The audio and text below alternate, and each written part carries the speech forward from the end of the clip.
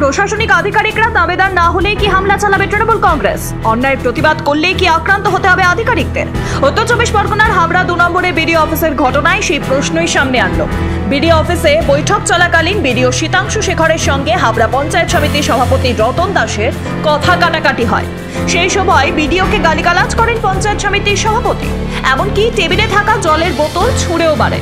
তা গিয়ে লাগে পাশের একজনকে। ঘটনাটি নিয়ে কোনো মন্তব্য করতে চাননি বিডিও, তবে অভিযোগ আড়াল করতে জেলা শাসক এবং দলীয় নেতৃত্বকে চিঠি দিয়েছেন পঞ্চায়েত সমিতির সভাপতি রতন দাস। বিডিওকেই কাঠগড়ায় তোলার চেষ্টা করেছেন তিনি। নিশ্চয়ই এখন ভিডিও যে হেল্ড আপ করছে উন্নয়নমূলক কাজে, আমাকে সব জায়গায় ডাকে, সভাপতিকে সব জায়গায় ডাকে, আমি সঠিক উত্তরটাই দিতে পারছি না। ভিডিও আমার সঙ্গে কোনো করাপশনই করছেন।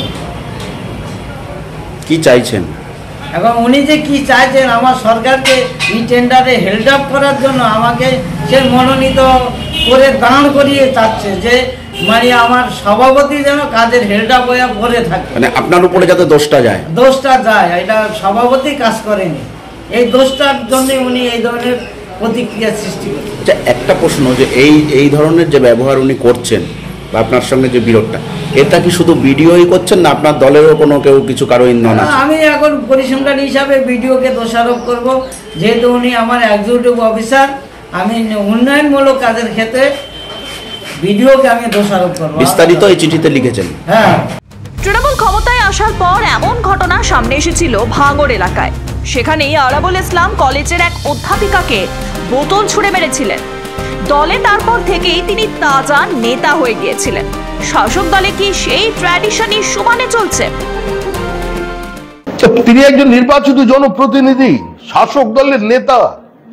তিনি রাজ্য সরকারের একজন বড় অফিসারের বুকে জলের জগ ছুড়ে মারবেন, এটাই তো অত্যন্ত স্বাভাবিক।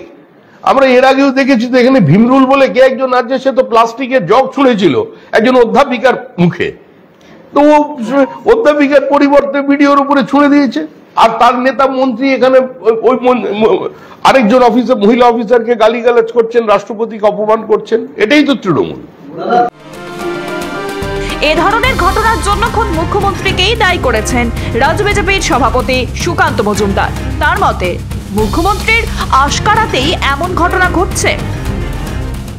দেখুন, আপনি যদি কাউকে বলেন না যে আপনি সৎ হন, আপনার কথা কেউ শুনবে না যতক্ষণ আপনি নিজে সৎ হচ্ছেন। Charity begins at home.